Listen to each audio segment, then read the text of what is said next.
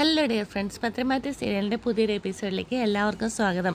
അപ്പോൾ ഇന്നത്തെ എപ്പിസോഡ് തുടങ്ങുന്നത് തന്നെ നമ്മുടെ നയനയും ഗോവിന്ദനും കണ്ണനെ ഒരുക്കിക്കൊണ്ടിരിക്കുക കേട്ടോ. അപ്പോഴത്തേക്കും നയനയും ഗോവിന്ദനും പരസ്പരം മുഖമൊക്കെ നോക്കുന്നുണ്ട്. ചിരിച്ചുകൊണ്ട് തന്നെയാണ് വർക്കുകളൊക്കെ ചെയ്യുന്നത് കേട്ടോ. അപ്പോഴത്തേക്കും നമ്മുടെ നവ്യ അങ്ങോട്ടേക്ക് വരുന്നുണ്ട്. നീ ഇവിടെ ഇരുന്നല്ല വർക്ക് ചെയ്യേണ്ടത്, നീ അവിടെ മൂർത്തി ജ്വല്ലറിയില്ല ജോലിക്ക് പോകേണ്ടതെന്ന് ചോദിക്കുവേ. അപ്പം നമ്മുടെ നയന ചോദിക്കും, ഞാനിവിടെ ഇരിക്കുന്നത് ചേച്ചിക്ക് അത്ര ഇഷ്ടക്കേടാണോ എന്നിങ്ങനെ ചോദിക്കുന്നുണ്ട്. ഇഷ്ടക്കേടായതുകൊണ്ടൊന്നുമല്ല, നിനക്ക് ജോലിക്ക് പോകുന്നത് എന്താ കുഴപ്പമെന്ന് ചോദിക്കുവേ. അപ്പോഴത്തേക്കും നമ്മുടെ നയന പറയുന്നുണ്ട്, കുഴപ്പമൊന്നുമില്ല, 2 ദിവസം കഴിയട്ടെ എന്ന് പറയും കേട്ടോ. അപ്പോഴത്തേക്കും നമ്മുടെ കനക അങ്ങോട്ടേക്ക് ചായയൊക്കെ ആയിട്ട് വരുവേ. അങ്ങനെയൊക്കെ പറഞ്ഞു. അപ്പോൾ ഇടയ്ക്ക് ഗോവിന്ദൻ പറയുന്നുണ്ട്, ഞാനും പറഞ്ഞതാ ജോലിക്ക് പൊക്കോളാൻ എന്ന് പറയുന്നുണ്ട് കേട്ടോ. എല്ലാവരും ജോലിക്ക് പൊക്കോ, എന്നിട്ട് ചേട്ടൻ വരുമ്പോൾ ആ വഴിക്ക് അങ്ങോട്ടും പൊക്കോണം. പിന്നെ ഞാൻ പറഞ്ഞ പോലെ ഞങ്ങളാരും ഇല്ല, നിങ്ങൾ കരുതിയാൽ മതി എന്നൊക്കെ നമ്മുടെ കനകയും പറയുന്നുണ്ട്. അപ്പോൾ ഇങ്ങനെയൊക്കെ സംസാരിച്ചുകൊണ്ടിരിക്കുന്നതിനിടയ്ക്കാണ് നമ്മുടെ ഒരു വണ്ടിയുടെ സൗണ്ട് കേൾക്കുന്നത്. അത് മറ്റാരുമല്ല, നമ്മുടെ ആദർശ് തന്നെയാണ് കേട്ടോ. കയറി വന്ന ഉടനെ എല്ലാവരും ഇരിക്കില്ല, നയന എണീക്കുന്നൊക്കെ ഉണ്ട്. നവ്യയും അതുപോലെ ഗോവിന്ദനും ഒക്കെ ഇരുന്നുകൊണ്ട് സംസാരിക്കുവാണേ. അപ്പോൾ ആദർശ് വരുമ്പോൾ ഇങ്ങനെ ചോദിക്കുന്നുണ്ട്, ഇവളെ അങ്ങോട്ടേക്ക് വിടുന്ന കാര്യം എന്തായെന്ന് ഇങ്ങനെ ചോദിക്കേ. അപ്പം പറയും, മോൻ്റെ ഭാര്യയല്ലേ, ഇവളെ എപ്പോൾ വേണമെങ്കിലും മോന് വിളിച്ചുകൊണ്ട് പോകാമെന്ന് പറയുവേ. ഞങ്ങൾ ഞങ്ങളുടെ നിലപാട് വ്യക്തമാക്കിയിട്ടുണ്ടെന്ന് പറയും കേട്ടോ. അപ്പോഴത്തേക്കും നമ്മുടെ കനക പറയേ, മോനോട് ഞാനൊരു കാര്യം ചോദിക്കട്ടെ. മോൻ ഈ വീട്ടിലോട്ട് വരുമ്പോഴൊക്കെ ഞങ്ങൾ വളരെ മോശമായിട്ട് മോനോട് പെരുമാറുകയും സംസാരിക്കുകയൊക്കെ ചെയ്തു കഴിഞ്ഞാൽ പിന്നെ മോൻ ഈ വീട്ടിലോട്ട് വരുമോ എന്നിങ്ങനെ കനക ചോദിക്കുന്നുണ്ടേ. പോട്ടെ, മോൻ്റെ വീട്ടിൽ നിന്ന് ആരെങ്കിലും വരുമോ ഇങ്ങോട്ടേക്ക് എന്നിങ്ങനെ ചോദിക്കുന്നുണ്ട്. ഞങ്ങൾ നവ്യയുടെ 7ാം മാസ ചടങ്ങിന് വന്നപ്പോഴത്തേക്കിനും ഒരു ചെറിയ മാന്യത നയനോട് കാണിച്ചൂടെ? ജീവിതത്തിൽ ഒരു പെൺകുട്ടികളും ചെയ്ത് കാണിക്കില്ലാത്ത കാര്യങ്ങളാണ് എൻ്റെ നയന മോള് ചെയ്തു തന്നത്. കരൾ ദാനമായിട്ട് അമ്മയ്ക്ക് കൊടുത്തത്.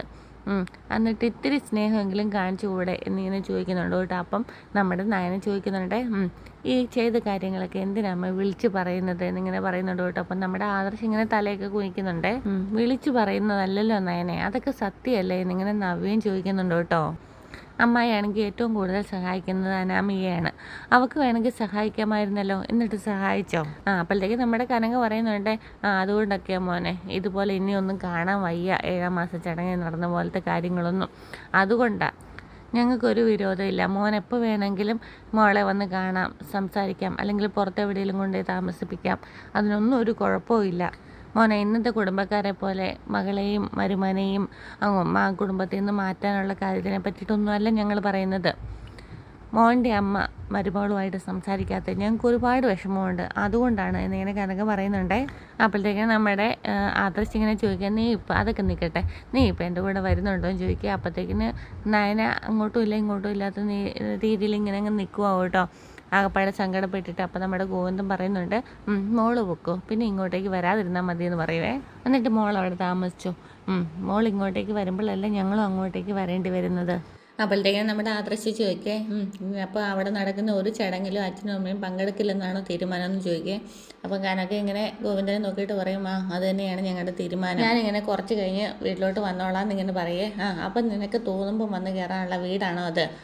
അമ്മ മാറാൻ ബുദ്ധിമുട്ടാണ്, ഒരു മകൻ എന്ന നിലയിൽ എനിക്ക് അമ്മയോട് പറയുന്നതിൽ പരിമിതികളും ഉണ്ട്. ഇനിയിപ്പോൾ അവിടെ കൃത്യമായ നിലപാട് പറയേണ്ടത് നീയാണ് എന്നിങ്ങനെ ആദർശ് പറയുക. അപ്പം നമ്മുടെ ഗോവിന്ദൻ അതോടുകൂടി പറയുന്നുണ്ട്, ഞങ്ങൾ ഞങ്ങളുടെ നിലപാടും പറഞ്ഞു കഴിഞ്ഞു, ഇനി അവിടെ തീരുമാനം എടുക്കാൻ മോളാണ്, എന്ത് തീരുമാനം വേണമെങ്കിലും എടുക്കാമെന്നിങ്ങനെ പറയുവേ. അല്ലെങ്കിൽ തന്നെ കല്യാണം കഴിച്ച വീടുകളിലല്ലേ പെൺകുട്ടികൾ താമസിക്കേണ്ടത്, അവിടെ താമസിച്ചോട്ടെ എന്നിങ്ങനെ ഗോവിന്ദൻ പറയുന്നുണ്ട്. ഞങ്ങളുമായിട്ടുള്ള ബന്ധം അവസാനിപ്പിക്കണമെന്ന് മാത്രമേ ഞങ്ങൾ പറഞ്ഞിട്ടുള്ളൂ. നയനെ, നിൻ്റെ തീരുമാനം എന്താണെന്ന് ഇങ്ങനെ ചോദിക്കുവേ. അപ്പോഴത്തേക്കിനും നയന പറയുവേ, ഞാൻ വന്നോളാന്ന് പറഞ്ഞില്ലേ ആദർശേട്ടാ. എപ്പോഴാ അത്? ഞാൻ അച്ഛൻ്റെ അമ്മയുടെയും ഭാഗത്തു നിന്ന് സംസാരിക്കാത്തത് വളരെ വലിയ പ്രശ്നമാവാത്തത് കൊണ്ടാണ്, വിട്ടുവീഴ്ചകൾ ചെയ്യാത്തത് കൊണ്ടാണ് മനുഷ്യൻ്റെയൊക്കെ ജീവിതം അധപ്പതിച്ചു പോകുന്നത്. ഞാൻ എന്താണെങ്കിലും അമ്മയോട് അച്ഛനും അമ്മയും സംസാരിച്ചത് പറയാം. ഇതൊരു വലിയ പ്രശ്നമായി മാറിക്കഴിഞ്ഞാൽ നല്ല തകരുന്നത് സ്വന്തം മകളുടെ ജീവിതമാണെന്ന് അച്ഛനും അമ്മയൊന്നും ഓർക്കണമെന്നും കൂടെ പറഞ്ഞിട്ടാണ് കേട്ടോ നമ്മുടെ ആദർശം അവിടെ നിന്ന് പോകുന്നത്. ഞാനില്ലാതെ ഇവൾക്കോ ഇവളില്ലാതെ എനിക്കോ ജീവിച്ചു പോകാൻ ബുദ്ധിമുട്ടുണ്ട്, അത് ഞങ്ങൾ രണ്ടാളും മനസ്സിലാക്കിയ സത്യം കൂടിയാണ് എന്നിങ്ങനെ ഓർമ്മപ്പെടുത്തുന്നുണ്ട്. പക്ഷേ അതിനിടയിൽ നിൽക്കുന്നവരെ ഇതിനെപ്പറ്റി കൂടി ഓർത്താൽ നന്നായിരിക്കും എന്നിങ്ങനെയും പറയുന്നുണ്ട്. അപ്പോഴത്തേക്കും നമ്മുടെ ഗോവിന്ദൻ എണീച്ചിട്ട് പറയുന്നുണ്ട്, മോൻ എടുത്ത് തന്ന വീടാണിത്, അതുകൊണ്ട് ഞങ്ങൾ ഇവിടുന്ന് ഇറങ്ങിത്തരാനും ഞങ്ങൾ റെഡിയാണ് എന്നിങ്ങനെ പറയുക. അപ്പോൾ ആദർശ് പറയുന്നുണ്ട്, ഞാൻ അങ്ങനെയൊന്നും പറഞ്ഞില്ലല്ലോ അച്ഛാ, അപ്പോഴത്തേക്കും നമ്മുടെ കനക പറയുന്നുണ്ട് ഇത് പറഞ്ഞത് സത്യമാണ്. കാരണം ഒരു മാനാഭിമാനം നമുക്കും ഉണ്ടല്ലോ. മോൻ വന്ന് വിളിച്ചപ്പോഴത്തേക്കിന് നയനമോള് വരില്ല എന്ന് പറഞ്ഞില്ലേ, അതുകൊണ്ട് അമ്മേ അതിനെ പറ്റിയിട്ടൊന്നും നമ്മൾ സംസാരിച്ചില്ലല്ലോ. ഇവളിവിടെ എൻ്റെ കൂടെ വന്നാലും വന്നില്ലെങ്കിലും ഇവൾ എൻ്റെ ഭാര്യയാണ്. അതുകൊണ്ട് നമ്മുടെ ഈ സംസാരങ്ങളൊന്നും മറ്റു വഴിക്ക് നീങ്ങണ്ട. എന്താണെങ്കിലും വളരെയേറെ ദുഃഖിച്ചാണ് ആദർശ് അങ്ങോട്ടേക്ക് ഇറങ്ങി പോകുന്നത് കേട്ടോ. അപ്പം നമ്മുടെ നവ്യ പറയുന്നുണ്ട്, അച്ഛൻ ഇതുപോലെ ആദർശേട്ടനോട് സംസാരിച്ച് ഞാൻ ഇതുവരെ കണ്ടിട്ടില്ലല്ലോ എന്നൊക്കെ പറയുന്നുണ്ട്. ഞങ്ങൾ ഒരുപാട് താണു വണങ്ങി മോളെ നിൽക്കുന്നത്. അത് പക്ഷേ കുറച്ചെങ്കിലും ആദർശിൻ്റെ അമ്മ മനസ്സിലാക്കണ്ടേ. മോള് വിഷമിക്കണ്ട, മോള് വേണമെങ്കിൽ പൊക്കോ എന്നിങ്ങനെ നവ്യ പറയേ. ഇല്ല, ഞാൻ പോകുന്നില്ല ചേച്ചി. ഭർത്താവിൻ്റെ വീട്ടുകാരും എൻ്റെ അച്ഛനും എൻ്റെ അമ്മയും എൻ്റെ വീട്ടുകാരും എല്ലാവരും ഇതിന് വ്യക്തമായൊരു തീരുമാനം ആദർശേട്ടൻ്റെ അമ്മ തന്നെ ഉണ്ടാക്കട്ടെ. അത്രയും ഞങ്ങളും ആഗ്രഹിക്കുന്നുള്ളൂ അല്ലേ ഗോവിന്ദേട്ടാ എന്നിങ്ങനെ കനകയും പറയുന്നുണ്ട്. അടുത്തായിട്ട് കാണിക്കുന്നത് നമ്മുടെ ദേവയാനി ഇങ്ങനെ കാത്തിരിക്കുക കേട്ടോ. അപ്പോഴത്തേക്ക് നമ്മുടെ ആദർശ് അങ്ങോട്ടേക്ക് വരുന്നുണ്ട്. എന്തായി മോനെയും ചോദിക്കുവേ. എന്താവാനാ, നയനെ വിട്ടില്ല. അവളുടെ അച്ഛനും അമ്മയ്ക്കും അനിയത്തിക്കും ഒന്നും ഞാൻ കൂടെ വിളിച്ചിട്ട് പോലും കൂടെ എൻ്റെ കൂടെ വിടാനായിട്ട് അവർക്ക് താല്പര്യമില്ല. അവൾ നയന എന്ത് പറഞ്ഞു ചോദിക്കുവേ. അവളും വല്ലാത്തൊരവസ്ഥയിലാണ്. ഇനിയിപ്പം നയന എൻ്റെ കൂടെ വന്നു കഴിഞ്ഞെന്നാലേ അവൾക്ക് അച്ഛനും അമ്മയൊന്നും ഇല്ലെന്നെങ്കിൽ കരുതിക്കോളാനാണ് അവർ പറയുന്നത്. അവരെ ഒന്ന് ആശ്വസിപ്പിച്ചിട്ട് വരാമെന്നാണ് അവൾ പറഞ്ഞത്. എന്നാലും എൻ്റെ ഒപ്പം ധൈര്യത്തോടെ ഇറങ്ങി വരാനുള്ള ധൈര്യം അവൾ കാണിച്ചില്ല എന്നിങ്ങനെ പറയുന്നുണ്ട്. എന്താ ഇത് എന്നിങ്ങനെ ദേവയാനിക്ക് ഇങ്ങനെ മനസ്സ് വിചാരിച്ചിട്ട് അവളുടെ മേലെ ഏറ്റവും കൂടുതൽ അധികാരമുള്ളത് നിനക്കല്ലേ എന്നിങ്ങനെ ചോദിക്കുക. അപ്പം ആദർശ് പറയുന്നുണ്ട്, അമ്മേ കാലം ഏതാണെന്ന് അറിയത്തില്ലേ, ഇപ്പം ആർക്കും ആരുടെ മേലെ അവകാശമൊന്നുമില്ല. അല്ലെങ്കിൽ അവകാശമുണ്ടെന്ന് അവർ സമ്മതിക്കണം. നിന്നോടൊപ്പം നയനെ വിടാത്തതിൽ നിനക്ക് നല്ല ദേഷ്യമുണ്ടല്ലേ മോനെ. അവൾ ഒരിക്കലും എനിക്കൊപ്പം വരില്ല എന്ന് ഞാൻ കരുതിയില്ലല്ലോ. അതിൻ്റെ ഒരു വിഷമമുണ്ട് എനിക്ക്. പിന്നെ അവരെ പറഞ്ഞിട്ടും കാര്യമില്ല. അമ്മയല്ലേ അവിടെ പോയി അവളെ വിളിച്ചുകൊണ്ട് വന്നത്. ആ നിലയ്ക്ക് അമ്മയുടെ സ്വഭാവത്തിലും കുറച്ചൊക്കെ മാറ്റങ്ങൾ വരുത്താമായിരുന്നു. അങ്ങനെ ഇപ്പോൾ അവൾ ഇങ്ങോട്ടേക്ക് വരണ്ട എന്നിങ്ങനെ പറയുക. എന്താണെങ്കിലും ഇങ്ങനെയൊക്കെ സംഭവിച്ചപ്പോഴത്തേക്കും ഞാൻ അവിടെ പോയി നിൽക്കാനും കാണാനും ഒക്കെ തയ്യാറായിരുന്നു. അമ്മയ്ക്ക് ഇഷ്ടമില്ലെങ്കിൽ കൂടി. പക്ഷേ ഇനി എന്നെ അതിനൊന്നും കിട്ടത്തില്ല. അമ്മയെ തോൽപ്പിച്ചിട്ട് എനിക്ക് ഇങ്ങോട്ട് അവളെ വിളിച്ചുകൊണ്ട് വരണ്ടമ്മേ. എൻ്റെ കാര്യമൊന്നും നീ നോക്കേണ്ടെന്ന് ദേവയാനി പറയുവേ. അപ്പോഴത്തേക്കിന് ആദർശ് പറയുന്നുണ്ട്, ഇല്ല ചെയ്യണം. കാരണം അമ്മയുടെ തല താഴ്ത്തുന്നതിന് വേണ്ടിയിട്ടാണ് അവരിങ്ങനത്തെ പരിപാടികളൊക്കെ ചെയ്യുന്നത്. അതെന്താണെങ്കിലും നടക്കില്ല. താഴേണ്ടവരുടെ മുന്നിലേ എത്ര വേണമെങ്കിലും താഴാം. പക്ഷേ അഹങ്കാരത്തിന് മുന്നിൽ തല കുനിച്ച് കൊടുക്കാൻ എന്നെ കൊണ്ട് പറ്റില്ല അമ്മേ.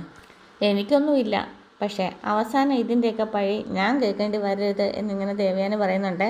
ഇപ്പം തന്നെ നീ പറഞ്ഞു കഴിഞ്ഞു, അവരിവിടെ വന്നപ്പോൾ ഞാൻ നല്ല രീതിയിൽ സംസാരിച്ചില്ല, അങ്ങനെയാ ഇങ്ങനെയാന്നൊക്കെ പറഞ്ഞു കഴിഞ്ഞു. ഇനി അതെ കൂടെ പറയരുതെന്നാണ് പറഞ്ഞത്. ഞാൻ പറഞ്ഞില്ലെങ്കിൽ മുത്തശ്ശനും ഒക്കെ അത് ആവർത്തിക്കും. കാരണം അതിൽ സത്യമുണ്ടല്ലോ. പിന്നീട് കാണിക്കുന്ന നമ്മുടെ ദേവയാനി കഥയൊക്കെ അടിച്ച് റൂമിനകത്ത് കയറും കേട്ടോ. എന്നിട്ട് പെട്ടെന്ന് തന്നെ നമ്മുടെ നയനെ വിളിക്കുകയാണ്. മോളെ എന്ന് പറഞ്ഞിട്ട് വിളിക്കും കേട്ടോ. അപ്പോഴത്തേക്കും നമ്മുടെ നയന ഫോൺ എടുക്കുകയും അമ്മയെന്ന് പറഞ്ഞ സന്തോഷത്തോട് കൂടിയിട്ടൊക്കെയാണ് ഫോൺ എടുക്കുന്നത്. എന്നിട്ട് നമ്മുടെ ദേവയാനി ചോദിക്കും, മോളെ അവൻ വന്ന് വിളിച്ചപ്പോഴത്തേക്കിനും മോൾക്ക് അവൻ്റെ കൂടെ വരണ്ടായിരുന്നു എന്നിങ്ങനെയൊക്കെ ചോദിക്കുക. അപ്പോഴത്തേക്കും നമ്മുടെ നയന പറയുന്നുണ്ട്, പിന്നെ അച്ഛനും അമ്മയുടെ ഒരു ബന്ധവും വേണ്ടെന്നാണ് പറയുന്നത്. അപ്പോഴത്തേക്കും നമ്മുടെ കനക അങ്ങോട്ടേക്ക് വരുന്നുണ്ട് കേട്ടോ. നയന പറയുവാണ്, അമ്മേ നമുക്ക് എല്ലാവരോടും തുറന്നു പറയേണ്ടി വരുമോ അമ്മേ എന്നിങ്ങനെ പറയുവേ. അപ്പോഴത്തേക്കും നമ്മുടെ ദേവയാനി പറയുന്നുണ്ട്, മോളെ എനിക്ക് മോളെ കാണാതിരിക്കാൻ പറ്റില്ല മോളെ. നീ ഇവിടുന്ന് മാറി നിൽക്കുന്നതിനെ പറ്റി എനിക്ക് ചിന്തിക്കാനും കൂടി പറ്റുന്നില്ല എന്നിങ്ങനെ പറയുന്നുണ്ട് ദേവയാനിയെ. അപ്പം നമ്മുടെ നയന പറയുന്നുണ്ട്, എനിക്കും അങ്ങനെ തന്നെയാണ്. എനിക്കും അമ്മേനെ കാണണമെന്ന് തോന്നും. എത്രയും പെട്ടെന്ന് ഇതിനൊരു പരിഹാരം കാണണം അമ്മേ എന്നിങ്ങനെ പറയുന്നുണ്ട്. ഇത്തരം കാര്യങ്ങളിൽ വാശി പിടിക്കുന്ന ആളല്ലായിരുന്നു അച്ഛൻ. പക്ഷേ ഇപ്പോൾ വാശി അമ്മയെക്കഴിഞ്ഞും കൂടുതൽ അച്ഛനാണ്. എന്താ പറ്റിയെന്ന് എനിക്ക് മനസ്സിലാവുന്നില്ല എന്നിങ്ങനെ പറയുക. അപ്പോഴത്തേക്കും ഈ സംഭാഷണമെല്ലാം നമ്മുടെ കനകയും അതുപോലെ നന്ദവും ഒളിഞ്ഞു നിന്ന് കേട്ടിട്ട് ചിരിക്കുന്നുണ്ട് കേട്ടോ. എന്താണെങ്കിലും 2 ദിവസം കൂടെ കഴിയട്ടെ, എന്നിട്ട് നമുക്ക് വ്യക്തമായൊരു തീരുമാനം എടുക്കാം എന്നിങ്ങനെ ദേവയാനി പറയുന്നുണ്ട്. ശരിയമ്മയെ പറഞ്ഞിട്ടാണ് നയന ഫോൺ കട്ട് ചെയ്യുന്നത്. പിന്നീട് നമ്മുടെ നന്ദവും അതുപോലെ കനകയും ഗോവിന്ദനും എല്ലാവരും കൂടെ ഈ പറഞ്ഞ കാര്യങ്ങളെല്ലാം കേട്ട് സംസാരിച്ച് ചിരിക്കുക കേട്ടോ. എന്താണെങ്കിലും അവർ നമ്മളെയൊക്കെ കുറേ കുരങ്ങ് കളിപ്പിച്ചതല്ലേ, അവരനുഭവിക്കട്ടെ കുറച്ച്. ആദർശ് വന്ന സമയത്ത് നമ്മുടെ മോളെ വിടാതിരുന്ന് ഇനിയൊരു തലവേദനയാവുമോ എന്നിങ്ങനെ ഗോവിന്ദൻ ചോദിക്കും. അപ്പോൾ നമ്മുടെ കനക പറയുന്നുണ്ട്, ഒരു തലവേദന ഇല്ല ഗോവിന്ദേട്ടാ. ആദർശ് മോനും കൂടി അമ്മയും മോളും കൂടെ പറ്റിക്കുകയല്ലേ. ഫോണൊക്കെ വെച്ചിട്ട് നമ്മുടെ നയന ഉള്ളിലേക്ക് കയറി വരുമ്പോഴത്തേക്കും നമ്മുടെ ഗോവിന്ദേട്ടൻ വീണ്ടും പറയുന്നുണ്ട്, എന്താണെങ്കിലും മോൾ അങ്ങോട്ടേക്ക് പോകണമെങ്കിൽ പൊക്കും മോക്ക്, പക്ഷേ ഞങ്ങളൊന്നും ഇല്ലെന്ന് തന്നെ കരുതിയാൽ മതി എന്നിങ്ങനെ വീണ്ടും വീണ്ടും പറയുന്നുണ്ടേ. എന്തിനാ വെച്ചാൽ അങ്ങനെയൊക്കെ പറയുന്നതെന്ന് ചോദിക്കും. അപ്പം നന്ദു പറയുന്നുണ്ട്, ശരിയാണ്, ഒരു വീട്ടിലേക്ക് കയറി ചെല്ലുമ്പോൾ അത്യാവശ്യം മര്യാദകളൊക്കെ കാണിക്കാം, പക്ഷേ അനന്തപുരി തറവാട്ടിലോട്ട് കയറി ചെന്ന് അങ്ങനെ ഒരു മര്യാദ കാണിക്കത്തേ ഇല്ല എന്നൊക്കെ ഇങ്ങനെ പറയുന്നുണ്ട് കേട്ടോ. വീണ്ടും വീണ്ടും ഗോവിന്ദൻ ഇങ്ങനെ ടൈറ്റാക്കിക്കൊണ്ടിരിക്കുക കേട്ടോ. വീണ്ടും പറയുന്നുണ്ട്, ഇനിയും ആദർശിൻ്റെ അമ്മ മോളെ അംഗീകരിച്ചിട്ടില്ലെങ്കിൽ മോളെ ഇവിടെ തന്നെ നിർത്തുമെന്നാണ് ഞങ്ങൾ പറഞ്ഞത് എന്നതിൻ്റെ അർത്ഥം അത് തന്നെയാണ് എന്നൊക്കെ വീണ്ടും വീണ്ടും പറയുകയാണേ. അപ്പോഴത്തേക്കും നമ്മുടെ നന്ദു പറയുന്നുണ്ട്, ചേച്ചി വിഷമിക്കണ്ട ചേച്ചി, ആദർശേട്ടൻ്റെ അമ്മ തന്നെ മിക്കവാറും ചേച്ചിയെ വന്ന് വിളിക്കും. അപ്പോഴത്തേക്കും നമ്മുടെ കനക വന്നിട്ട് നമ്മുടെ നയനയുടെ കയ്യിലൊക്കെ പിടിച്ചിട്ട് പറയുകയാണ്, അങ്ങനൊന്നും വന്ന് വിളിച്ചുകൊണ്ട് പോകാൻ പറ്റത്തില്ല, ഇനി വന്ന് വിളിക്കുവാണെങ്കിൽ സ്നേഹത്തോടെ വന്ന് വിളിച്ചുകൊണ്ട് പോകണം.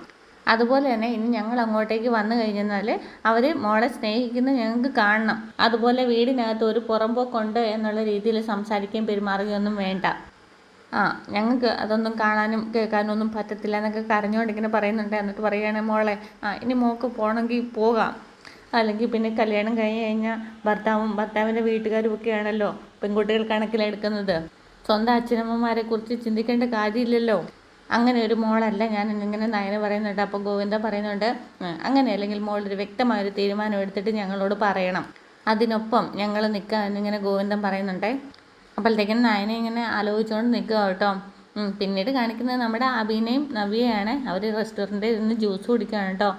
അപ്പോൾ ഒരുപാട് സന്തോഷത്തോടെയാണ് നവ്യയുടെ മുഖമൊക്കെ കാണാൻ. അപ്പം മോളെ എന്താ വേണ്ടേ, ഇനി എന്ത് വേണമെങ്കിലും പറഞ്ഞോളാൻ പറയുക. അപ്പോഴത്തേക്കും നമ്മുടെ നവ്യ പറയുന്നുണ്ട്, എനിക്കിപ്പോൾ ഇഷ്ടപ്പെട്ടത് നിൻ്റെ ഈ മാറ്റമാണ്, അതുപോലെ നിൻ്റെ സ്നേഹമാണെന്ന് പറയുവേ. ഞാൻ നേരത്തെ തന്നെ നിന്നോട് പറഞ്ഞിരുന്നല്ലേ പഴയ അഭി ആയിരിക്കത്തില്ലെന്ന്. ഇനി ഒരു കുഞ്ഞ് ജനിക്കാൻ പോകുന്നു എന്നുള്ള ബോധം എനിക്കുണ്ട് മോളെ. അങ്ങനെയെങ്കിൽ എൻ്റെ വയറ് മാത്രമല്ല എൻ്റെ മനസ്സും നിറയും എന്നിങ്ങനെ നവ്യ പറയുന്നുണ്ട്. പിന്നെ എനിക്ക് അധികം ഭക്ഷണമൊന്നും വേണ്ട, താൽക്കാലിക ലാഭത്തിന് വേണ്ടിയിട്ട് വേറെ രീതിയിലൊന്നും പിന്നെ ചെയ്യാതിരുന്നാൽ മതി. നീ പലപ്പോഴും മറ്റുള്ളവരെ സ്നേഹിക്കുന്ന എന്തെങ്കിലും നേട്ടത്തിന് വേണ്ടിയിട്ടായിരിക്കും. അപ്പോഴത്തേക്കിനും അഭി ഇങ്ങനെ ചോദിക്കുന്നുണ്ട്, നീ എന്തിനാ എപ്പോഴും അതൊക്കെ പറയുന്നത്, അതൊക്കെ നേരത്തെ കാര്യമല്ലേ, ഞാനിപ്പോൾ മാറിയല്ലോ, ഇനി വീണ്ടും വീണ്ടും അത് പറയണ്ട. നിൻ്റെ മുത്തശ്ശനൊരു പവർ വേറെ തന്നെയാണ്. മുത്തശ്ശൻ അത്രയും ഡിസിപ്ലിൻ ഉള്ളതുകൊണ്ടാണ് ആ വീട് ഇങ്ങനെ പോകുന്നത്. എന്നാൽ അന്ന് ഞാൻ അവിടേക്ക് കയറി വരുമ്പോഴുള്ള മുത്തശ്ശനല്ല ഇപ്പോഴുള്ളത്. അസുഖം വന്നതിന് ശേഷം ഒരുപാട് മാറിയിട്ടുള്ള മുത്തശ്ശനെയാണ്. അപ്പോഴും നീ നിൻ്റെ അമ്മയെ ഒഴികെ ബാക്കി എല്ലാവരും മുത്തശ്ശനെ അനുസരിച്ചിട്ട് തന്നെയാണ് ജീവിക്കുന്നതും. നയനയുടെ അമ്മായിയമ്മ പോലും എന്നിങ്ങനെ പറയുന്നുണ്ട്. അപ്പം നമ്മുടെ അഭി പറയുന്നുണ്ട്, എന്ന് പറഞ്ഞാൽ മുത്തശ്ശനെ പേടിച്ചിട്ടല്ല ഞാൻ നിന്നെ സ്നേഹിക്കുന്നതും കാണുന്നതും സംസാരിക്കുന്നതും ഒക്കെ എന്നും പറയുന്നുണ്ട്. ഇനിയെങ്കിലും നല്ലൊരു ദാമ്പത്യ ജീവിതം വേണമെന്ന് എനിക്ക് ആഗ്രഹമുണ്ട്. ഞാൻ അവിടുന്ന് പോരുമ്പോൾ നിനക്ക് കുറച്ച് ടെൻഷനൊക്കെ ഉണ്ടായിരുന്നല്ലോ. അത് എന്തായിരുന്നോ, നീ അതൊന്നും പറഞ്ഞുമില്ല. എന്താണെങ്കിലും മാറ്റമൊക്കെ കാണുമ്പോഴത്തേക്കിനും ഒരുപാട് സന്തോഷമാവുന്നുണ്ട്. ഇനി ആ ടെൻഷൻ അകറ്റുന്നതിന് വേണ്ടിയിട്ടാണോ നീ എന്നെ ഇങ്ങനെ ചേർത്ത് നിർത്തുന്നത്? എൻ്റെ നവ്യ, നീ അങ്ങനെയൊന്നും പറയരുത്. പഴയ അഭിയല്ല ഞാൻ, ഒരുപാട് മാറിയിട്ടുണ്ട്. നീ ഇങ്ങനെയൊക്കെ പറയുകയാണെങ്കിൽ ഞാൻ ഇനി നിന്നെ കാണാനൊന്നും വരുന്നില്ല. ഒരു ഭാര്യ എന്ന നിലയിൽ അവൾ ആഗ്രഹിക്കുന്ന ഏറ്റവും കൂടുതലായിട്ട് ആഗ്രഹിക്കുന്നത് സ്നേഹമാണ്. ആ സ്നേഹത്തിന് മുകളിലായിട്ട് ഒന്നുമല്ല മറ്റൊന്നും. അപ്പോഴത്തേക്കും നമ്മുടെ അഭി ഇങ്ങനെ മനസ്സിൽ പറയുവാണ്, ഗതികേട്, ഒരുത്തി ഉണ്ടാക്കി വെച്ച കുരുക്ക് എന്ന് പറഞ്ഞിട്ട് ഏറുകണ്ടിട്ട് നമ്മുടെ നവ്യനെ നോക്കുന്നുണ്ട്. പിന്നെ നമ്മുടെ ദേവയാനിനെയാണ് കാണിക്കുന്നത് കേട്ടോ. ദേവയാനി ഇങ്ങനെ ആലോചിച്ചുകൊണ്ടിരിക്കുകയാണ്. അപ്പോഴത്തേക്കും നമ്മുടെ ജയൻ അങ്ങോട്ടേക്ക് വരും കേട്ടോ. താൻ എന്താ വിഷമിച്ചിരിക്കുന്നതെന്ന് ചോദിക്കുക. അല്ല, ആദർശൻ നല്ല വിഷമം ഉള്ളതുകൊണ്ടാണ് അവൻ അവിടെ പോയി അവളെ വിളിച്ചത്.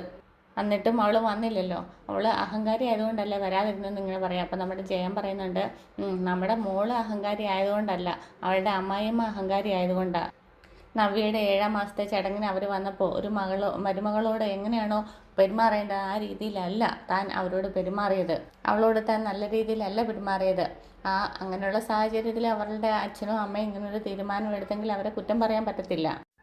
നയന മോള് തന്നെ എത്രമാത്രം സ്നേഹിക്കുന്നുണ്ടെന്ന് അവർക്ക് എല്ലാവർക്കും അറിയാം. അത് താൻ തിരിച്ചറിഞ്ഞിട്ടില്ല ഇതുവരെ. ഇനി മരുമകളെ അമ്മായിയമ്മ സ്നേഹിക്കാതെ അവർ ഇങ്ങോട്ടേക്ക് വിടാൻ പോകുന്നില്ല. അതിന് അവൾക്ക് എന്തധികാരം ഉള്ളത്? അവൾ ആദർശിൻ്റെ ഭാര്യയാണ്. അവളെ വളർത്തി വലുതാക്കിയ അച്ഛനോടും അമ്മയോടും അവൾക്ക് കൂറുണ്ട്. അതുകൊണ്ടാണ് അവരെ തള്ളിക്കളയാൻ ഒരു കാരണവശാലും അവൾക്ക് കഴിയില്ല. അതിനുശേഷം ജയം വന്നിട്ട് നമ്മുടെ ദേവയാനിയുടെ തോളത്തൊക്കെ പിടിച്ചിട്ട് മുഖത്തോട് മുഖം നോക്കിയിട്ട് സംസാരിക്കുകയാണ്. ഇനി താൻ ചെയ്ത തെറ്റുകളൊക്കെ ഏറ്റു പറഞ്ഞിട്ട് മോളെ വിളിച്ചുകൊണ്ട് വരികയാണ് ചെയ്യേണ്ടത്. ഏട്ടാ, അതിനൊരിക്കലും എനിക്ക് കഴിയില്ല. ഞാനങ്ങനെ ആരുടെ മുമ്പിലും താഴാനും പോകുന്നില്ല. അപ്പോൾ പിന്നെ ഈ വീടിനകത്ത് ഈ മൂകത തുടരും. ഒരു സത്യം പറഞ്ഞാൽ തനിക്ക് തൻ്റെ മരുമകളോട് ദേഷ്യമൊന്നും തോന്നരുത്.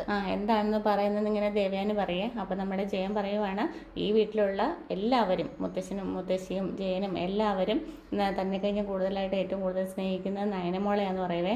അപ്പോൾ ഇങ്ങനെ തലകുനിച്ച് നിന്നിരുന്ന ദേവയാനി ഇങ്ങനെ ജയൻ്റെ മുഖത്തേക്ക് നോക്കുന്നിടത്താണ് ഇന്നത്തെ എപ്പിസോഡ് അവസാനിക്കുന്നത്. അപ്പോൾ ചാനൽ ഇഷ്ടമായെങ്കിൽ സബ്സ്ക്രൈബ് ചെയ്യാനും ഷെയർ ചെയ്യാനും കമൻറ്റ് ചെയ്യാനും മറക്കരുത്. Okay, thank